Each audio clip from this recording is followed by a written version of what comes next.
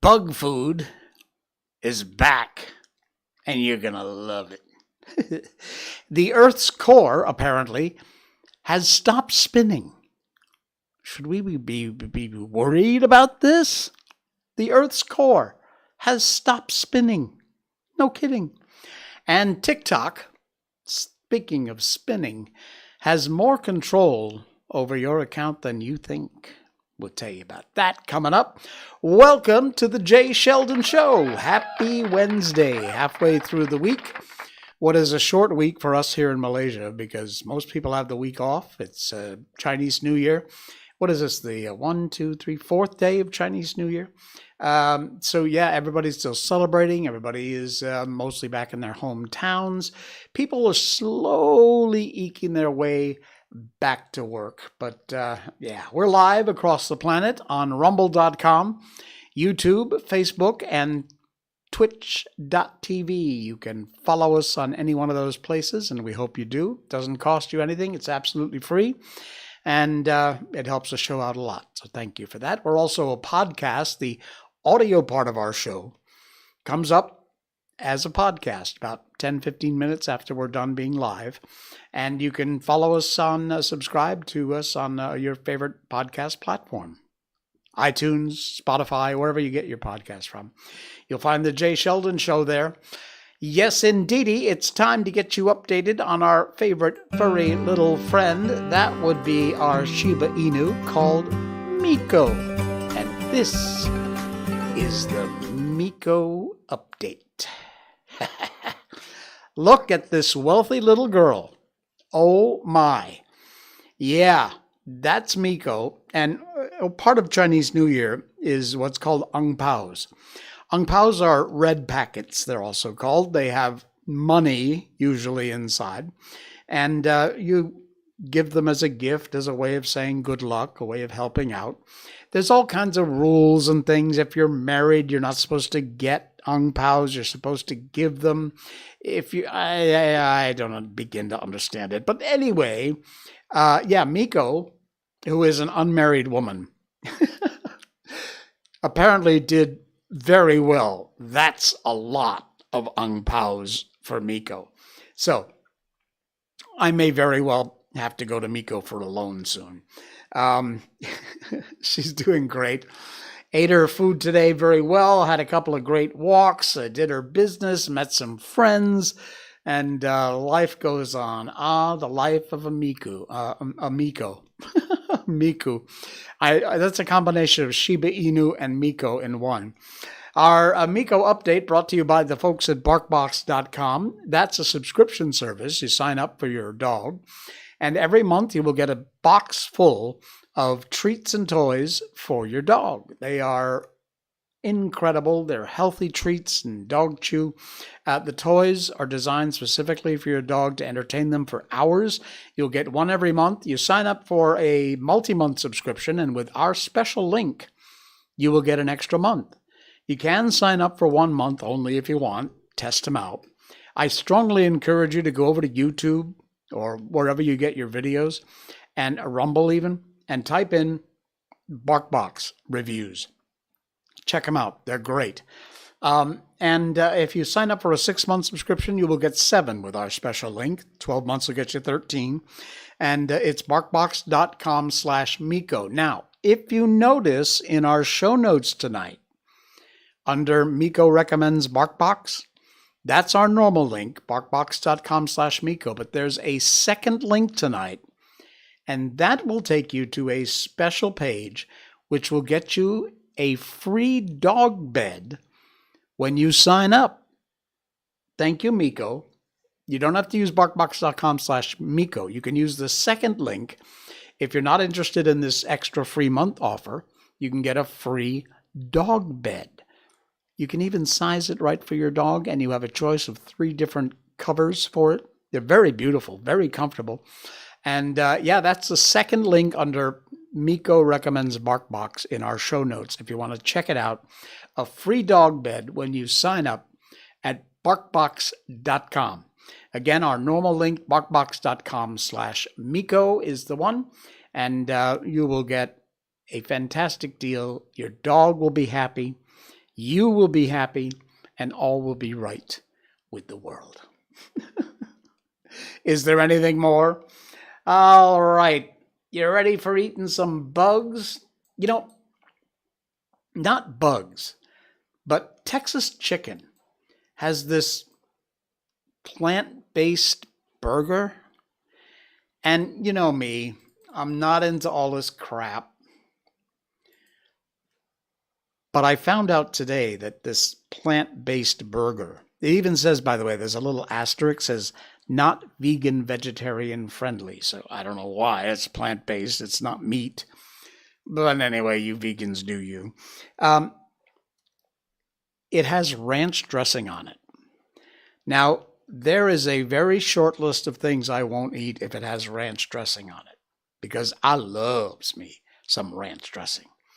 I am so tempted to try this now that I know it has ranch dressing, because however crappy this plant-based garbage might be, ranch dressing might just save the day. If I do decide to try it next time I'm at Texas Chicken, I will post about it. I'll do a review of it. I'll let you know. I can't stand these tofu-y, plant-based, vegan, no-meat crap foods. They drive me nuts. Give me a steak, medium rare, all day long. But it's got ranch dressing, so how bad could it be? Well, it could be as bad as this. Bugs! Yeah, bugs. The link's in our show notes if you want to read this article and get disgusted. Bugs are going to be used in bread, beer, not beer, and various other items intended for the general population. And it's all courtesy of the European Union. Yeah, courtesy of the EU. Look at that, a big, tempting, tasty bowl of crickets. The next pizza or beer you order, the American traveler in Europe, could be loaded with bug dust because of the European Food Safety Authority. According to the official journal of the EU, a company called Cricket One submitted an application in 2019 seeking authorization to place partially defatted house crickets, a phrase which I never want to see on a menu in my life. That alone. Partially defatted house cricket powder. They want to place it on the market as a novel food. They sought to make it okay to use this in the manufacture of a bunch of different kinds of foods like multigrain bread and rolls, crackers, breadsticks, cereal bar, nothing is safe, dry premixes for baked products, biscuits, dry stuffed and non-stuffed pasta-based products, beer-like beverages, chocolate confectionery, and meat preparations. Oh my God. The Food Safety Administration from Europe, the EU, concluded in early 2022 that cricket powder was safe under the proposed conditions of use and use levels, despite admitting there was limited published evidence on food allergy related to insects in general, which equivocally links the consumption of house crickets to a number of anaphylaxis events. Evidence demonstrating that the house cricket contains a number of potentially allergenic proteins and that such bug dust may cause allergic reactions, listen up, in persons that are allergic to crustaceans, mollusks, and dust mites. So if you have any of those allergies, you might want to give the defatted crickets a pass. Gary Martin's liked the stream. Thank you, Gary. Appreciate it. Please give us a like or a follow, or a subscribe. The bug dust approval, the New York Allergy and Sinus Center reported proteins in shellfish are also present in crickets, which means that if you suffer from a shellfish allergy, there is a high chance you will be allergic to crickets. So I am not allergic to shellfish, but let me just say I am philosophically allergic to crickets. You put that crap in my food, I better know about it so I can say, no thank you. Anyway, as of January 24th, as of yesterday, Cricket One is now permitted to peddle its pest food in Europe. The yellow mealworms and grasshoppers have already been approved. This is from Europe, which means if you don't think it's coming to the U.S., think again. You'll be next. There's more in this article. Check it out if you want. You can read about it. You can find out more about the disgusting habit of, the WEF told you you're going to eat bugs. You're going to own nothing. You're going to love it. We told you before on this show. And you probably laughed and said, nah, it'll never happen. Well, guess what? It's happened. It's not even coming. It's here. Yeah. All right. The Earth's core, we have the crust, the mantle. I don't know all the names. I forget my grammar school science. But in the very center of the Earth is a molten core, which spins. Apparently, it stopped. Earth's core, according to scientists, appears to have stopped spinning. Yeah, the headline says, huh? According to a new study, this is weird, folks. Why aren't we falling off? According to a new study, the Earth's inner core appears to have stopped spinning. That may sound bad, yeah. Scientists say it's not a big deal. The new findings, detailed in a paper published in the journal Nature Geoscience, support the theory that the core comes to a halt and reverses direction every 60 or 70 years.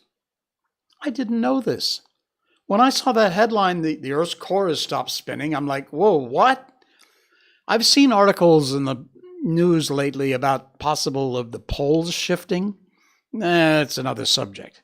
But this has actually happened. The Earth's core stopped spinning, which to me is like, huh? Measuring seismic waves from quakes deep beneath the surface, these researchers found the Earth's inner core may be experiencing a turnback. Multi-decadal oscillation is what they call it. There was another turning point apparently back in the 70s. So I was alive for that one too. Weird. The reason for this switch back and forth, the scientists believe, it involves the Earth's magnetic fields.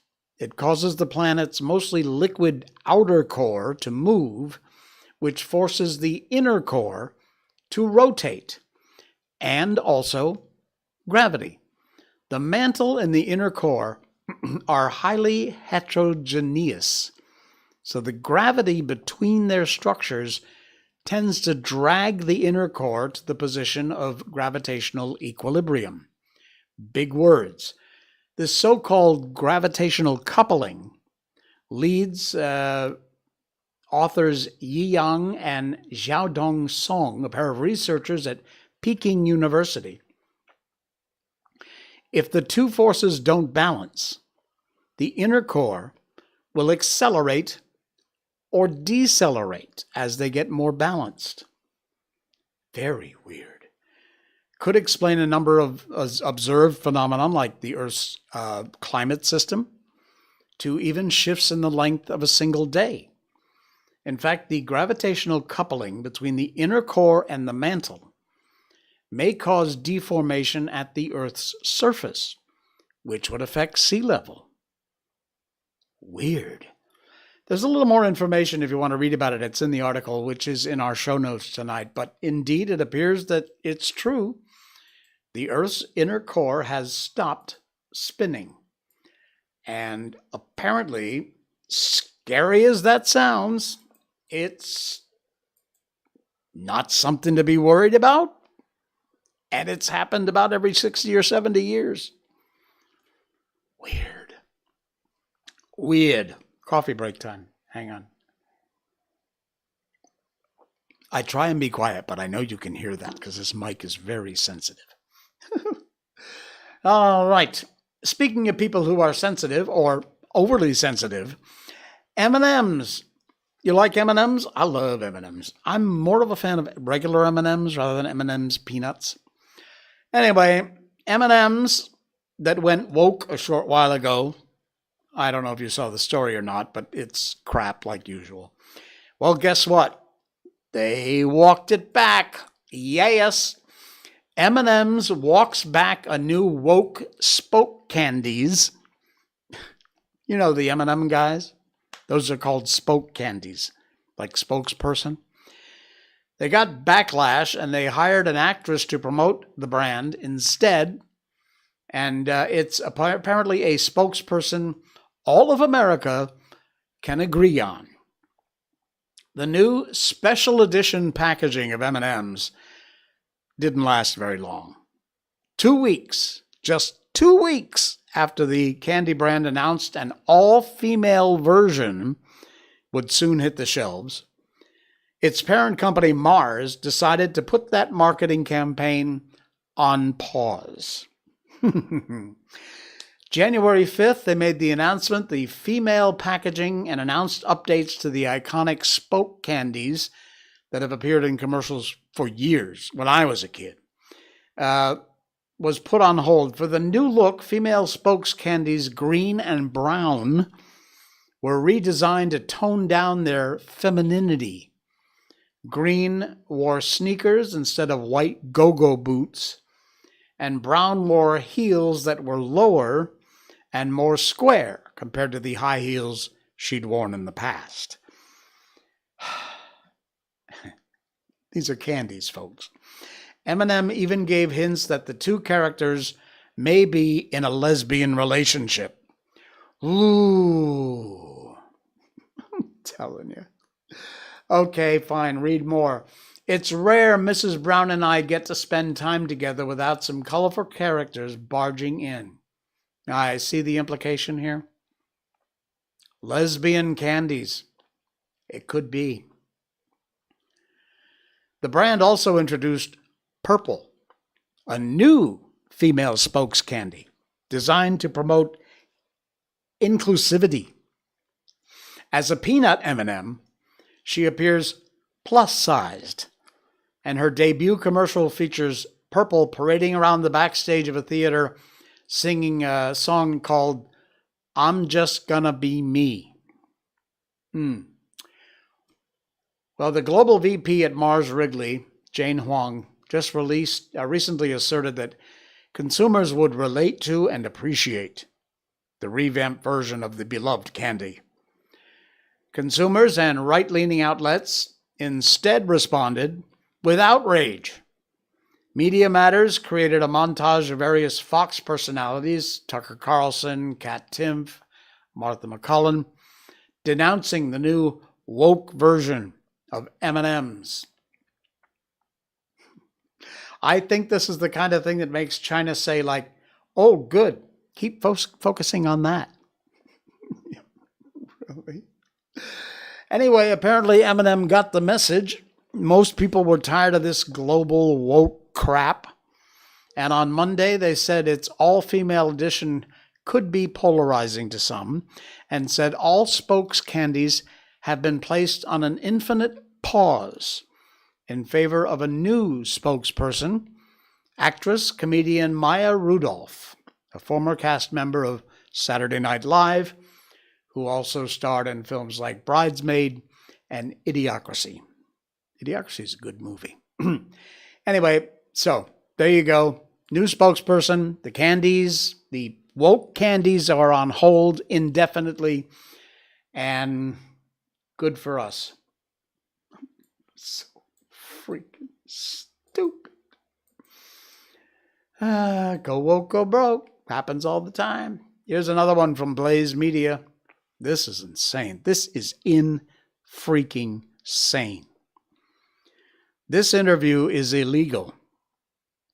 Texas dad risks jail time because he wants to speak about what's happening to his son. I'm not allowed to talk about whether my son is a boy or a girl.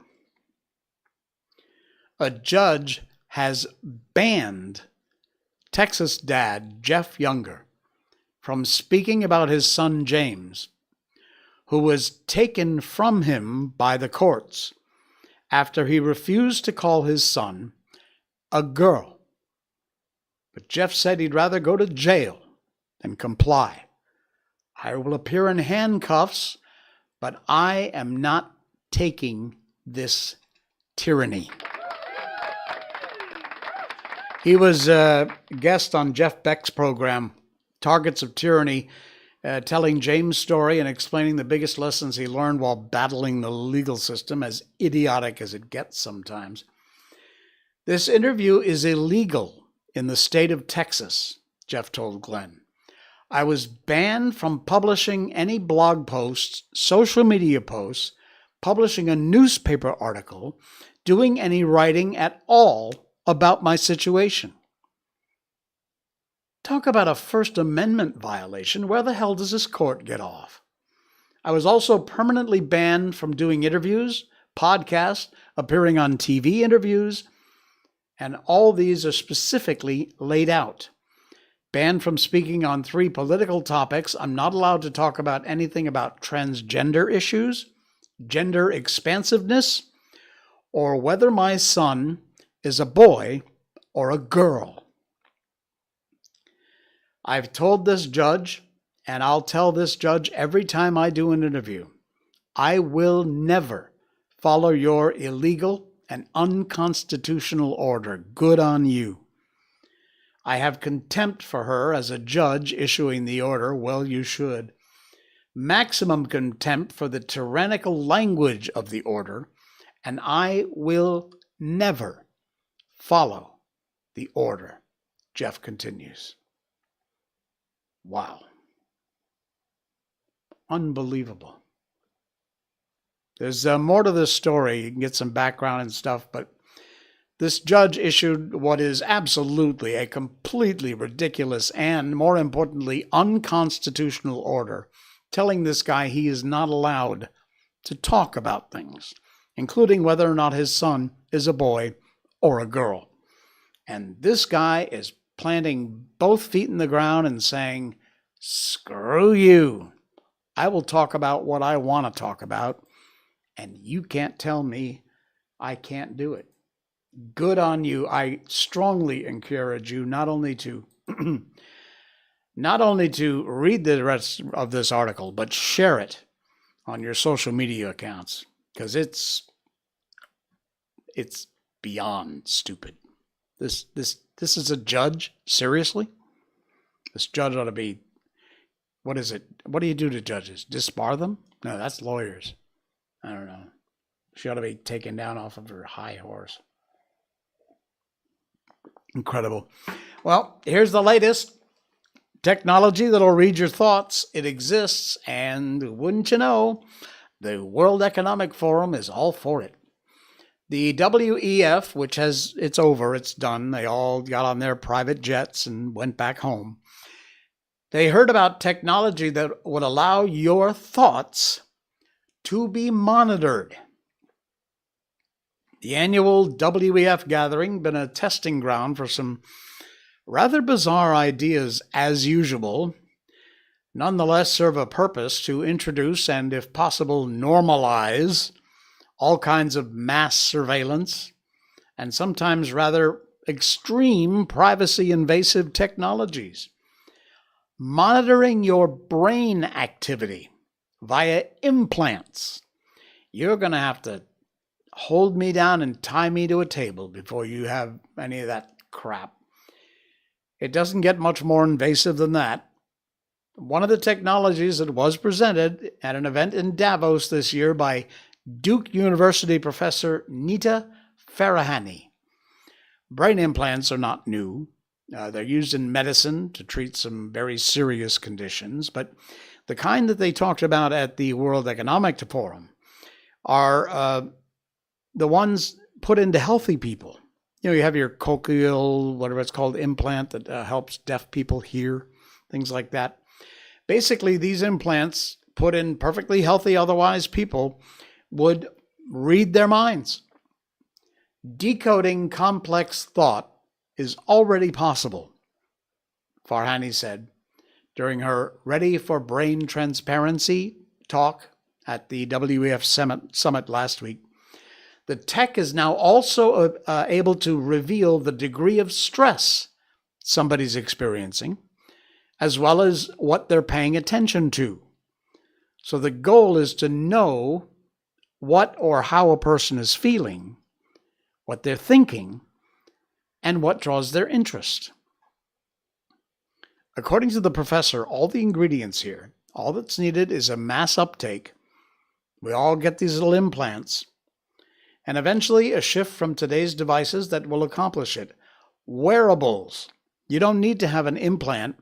You just stick it on like a pair of headphones. Done. It'll sync up, read your brain. And who will be gathering the information? Nightmarish scenario, healthy people subjecting themselves to this, something many of us will likely see within our lifetimes, and predicted that would happen. Scary toast. Scary, scary toast. Congratulations on your brain metric. No, thank you. Not interested. Read the rest of this article. It's in our show notes, and it's scary. It's scary how big tech has control of you and how much they're going to have control in the future. As you know, on this show, we are as diametrically opposed to TikTok, the app, as you can be. I've told you a billion times, I'll tell you again, if you're on TikTok, get off TikTok. If you kids are on TikTok, they're going to scream and stomp their little feet. Don't give a crap. Get them off TikTok. Get it deleted from their phone. If you actually take the time, and nobody will, to sit and read the terms of service, you will have no doubt about why you should dump TikTok. It is scary, scary stuff. They can read your messages, your contacts. They can post on your behalf. They even see what you're going to type before you send it. As you're composing a tweet or a TikTok, they will see it. Even if you decide to delete it and not send it, they still know what you were going to send. I'm not kidding. Read the terms of service. It's in there. Well, here's the latest from TikTok. A TikTok employee, or their employees in general, can decide who or what goes viral at the click of a button. Massive influential power. You get these TikTok posts that get, millions and millions of hits. It's not necessarily because the person put together a good TikTok video. It might be because somebody at TikTok clicked a button. TikTok has told Forbes magazine that some of its employees in the U.S. can choose videos to boost to introduce celebrities and emerging creators to the TikTok community. Excuse me. TikTok admitted that after Forbes reported about the platform's heating button. Heating, H-E-A-T. It's used to place selected videos on the For You page of users. And that function helps boost the views of videos that have not been selected by the algorithm that TikTok uses to recommend content to you. According to a spokesperson, increasing the views of selected videos is not the only purpose for the heating function. They said that function helps promote some videos to help diversify the content experience. They further claim only 0.002% of the videos in the For You feeds are heated. According to Forbes, heated videos, however, account for around 1 or 2% of the videos in the feed. Concern is that these heated or boosted videos don't have any kind of a label that tells you they've been boosted. They appear just like any other on the For You page.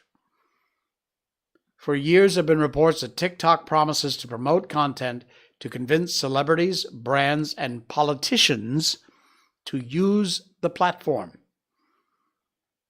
It means TikTok decides who to promote and who not to promote.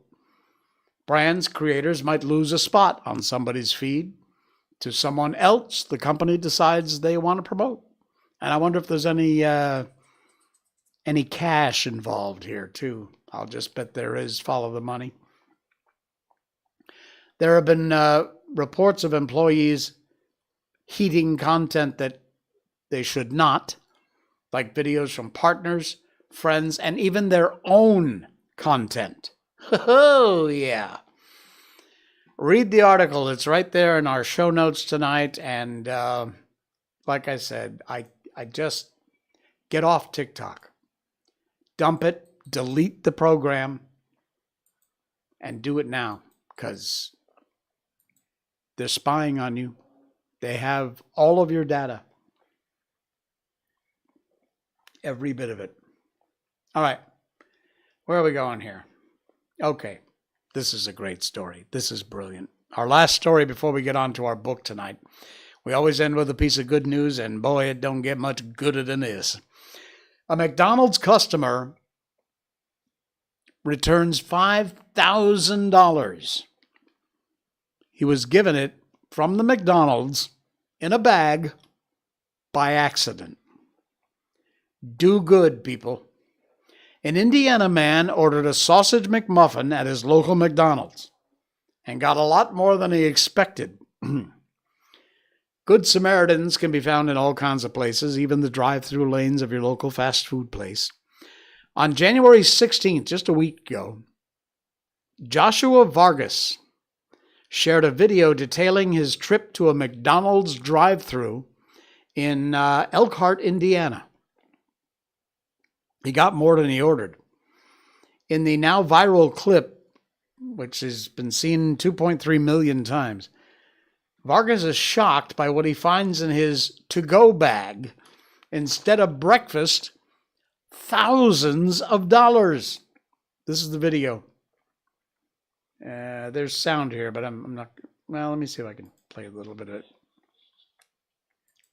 This bag, their fucking deposit. Why? Just a couple $1,000s here. Like, what is this? Why would they do this? That is insane. Anyway, he explained he ordered a sausage McMuffin. And he looked inside the bag the worker handed him. And inside the bag was the McDonald's deposit. Some $5,000 worth of cash.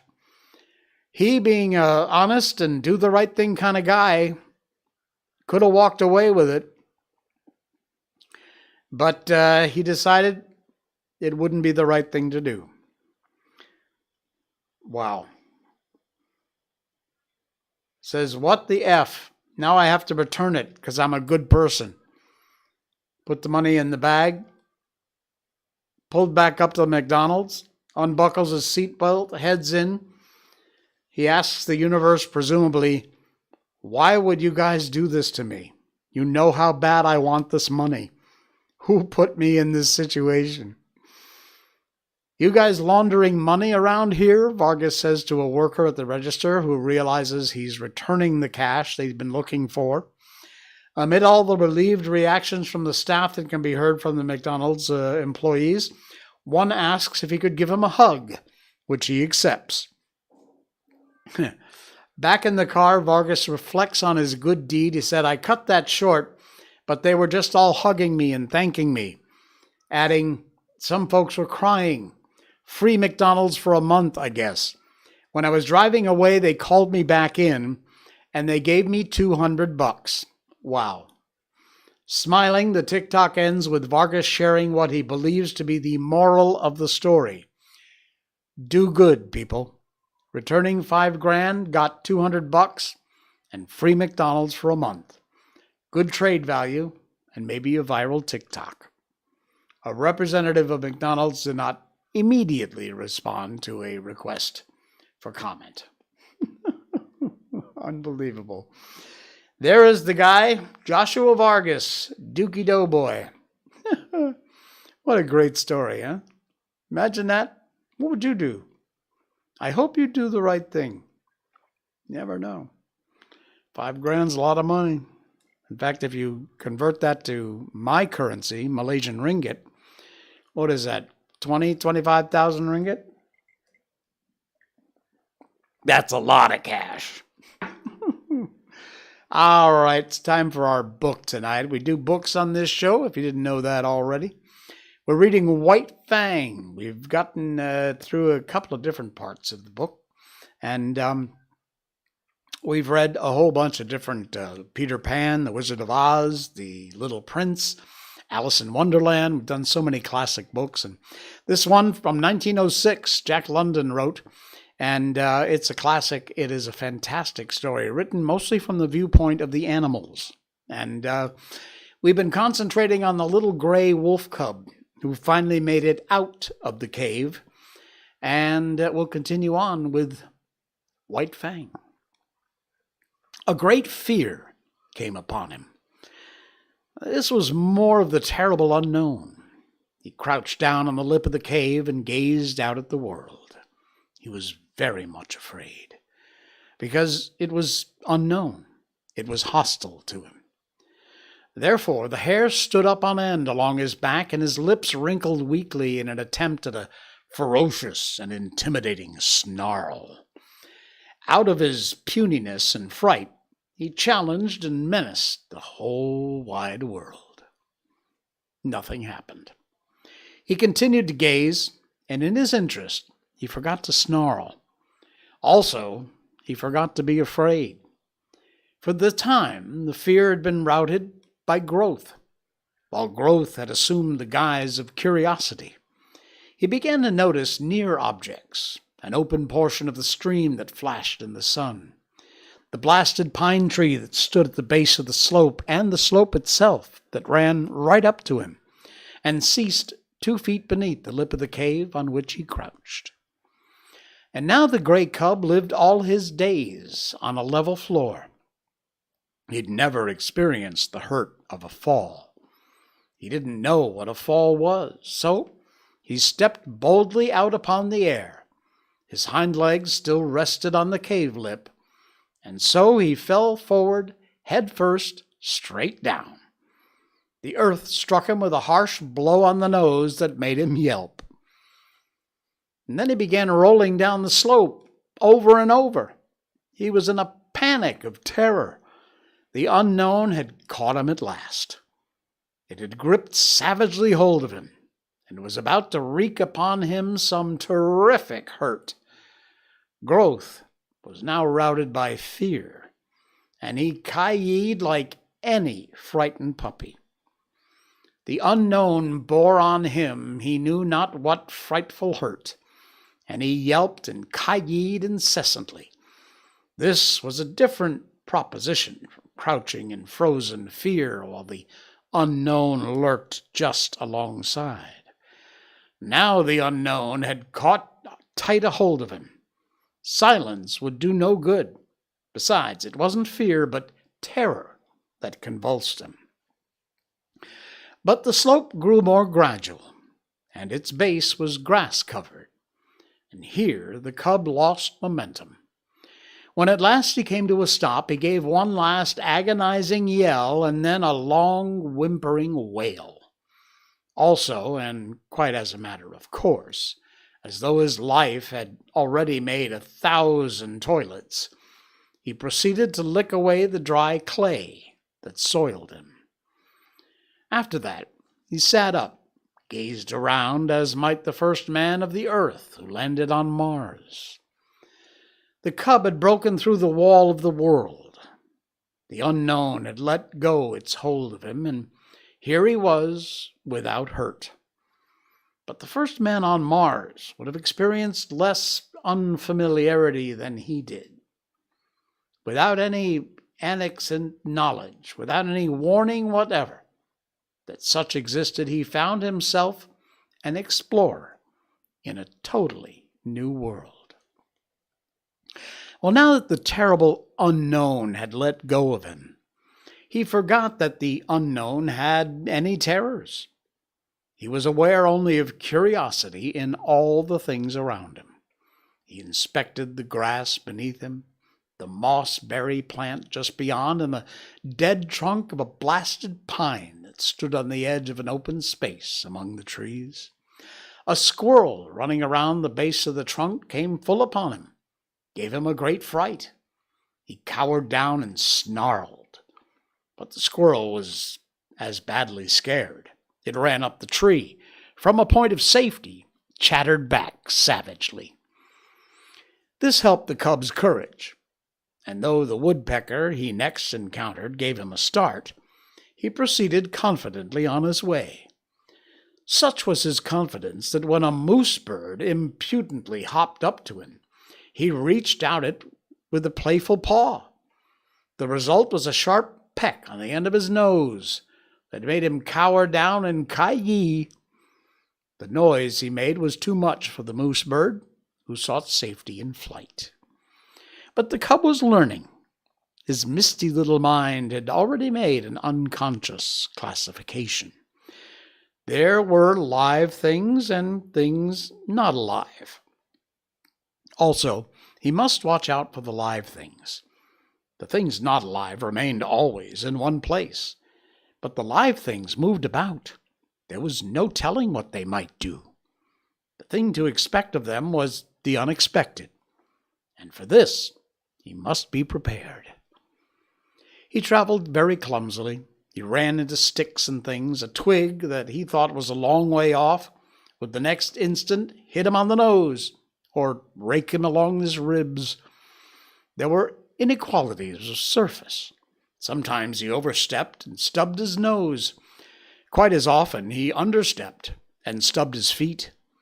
There were pebbles and stones that turned under him when he trod upon them, and from them he came to know that things that were not alive were not all in the same state of stable equilibrium, as was his cave. Also that small things not alive were more liable than large things to fall down or turn over. But with every mishap, he was learning. And the longer he walked, the better he walked. He was adjusting himself. He was learning to calculate his own muscular movements, to know his physical limitations, to measure distances between objects and himself. It was the luck of the beginner, born to be a hunter of meat, though he didn't know it. He blundered upon meat just outside his own cave door on his first foray into the world. It was by sheer blundering that he chanced upon the shrewdly hidden ptarmigan nest. He fell into it. He had essayed to walk along the trunk of a fallen pine. The rotten bark gave way under his feet, and with a despairing yelp, he pitched down the rounded crescent, smashed through the leafage and stalks of a small bush, and in the heart of the bush, on the ground, fetched up in the midst of 7 ptarmigan chicks. They made noises. At first he was frightened at them, and then he perceived that they were very little, and he became bolder. They moved. He placed his paw on one, and its movements were accelerated. This was a source of enjoyment to him. He smelled it, picked it up in his mouth. It struggled, tickled his tongue. At the same time, he was made aware of the sensation of hunger. His jaws closed together. There was a crunching of fragile bones, and warm blood ran in his mouth. The taste of it was good. This was meat, the same as his mother gave him, only it was alive between his teeth, and therefore better. So he ate the ptarmigan, nor did he stop till he devoured the whole brood. Then he licked his chops in quite the same way his mother did, and began to crawl out of the bush. He encountered a feathered whirlwind. He was confused and blinded by the rush of it and the beat of angry wings. He hid his head between his paws and yelped. The blows increased. The mother ptarmigan was in a fury. Then he became angry. He rose up, snarling, striking out with his paws. He sank his tiny teeth into one of the wings and pulled and tugged sturdily. The ptarmigan struggled against him, showering blows upon him with her free wing. It was his first battle. He was elated. He forgot all about the unknown. He no longer was afraid of anything. He was fighting, tearing at a live thing that was striking at him. Also, this live thing was meat. The lust to kill was on him. He'd just destroyed little live things. He now would destroy a big live thing. He was too busy and happy to know that he was happy. He was thrilling and exulting in ways new to him and greater to him than any he had known before. He held onto the wing and growled between his tight clenched teeth. The ptarmigan dragged him out of the bush, and when she turned and tried to drag him back into the bush's shelter, he pulled her away from it and out into the open. And all the time she was making outcry and striking with her free wing, while feathers were flying like snowfall. The pitch to which he was aroused was tremendous. All the fighting blood of his breed was up in him and surging through him. This was living, though he didn't know it. He was realizing his own meaning in the world. He was doing that for which he was made, killing meat and battling to kill it. He was justifying his existence, than which life can do no greater, for life achieves its summit when it does to the utmost that which it was equipped to do. After a time, the ptarmigan ceased her struggle. He still held her by the wing. They lay on the ground, looked at each other. He tried to growl threateningly, ferociously. She pecked on his nose, which, by now, what of previous adventures, was sore. He winced, but held on. She pecked him again and again. From wincing, he went to whimpering. He tried to back away from her, oblivious to the fact that by his hold on her, he dragged her after him. A rain of pecks fell on his ill-used nose. The flood of fight ebbed down in him, and, releasing his prey, he turned tail and scampered on across the open in inglorious retreat. All right, we're going to close it off there, and we will continue on with this chapter coming up in our next live stream on Saturday night. Very cool. White Fang. Love this book. Hope you are too. I will see you again on Saturday night. Please, if you don't mind, just take a moment to hit that follow button. It's right over here. It says follow. Just click that. It's free for you. Helps the show out a lot. Really appreciate it. And I'll see you Saturday night. Until then, this is the Jay Sheldon Show. Good night, everybody.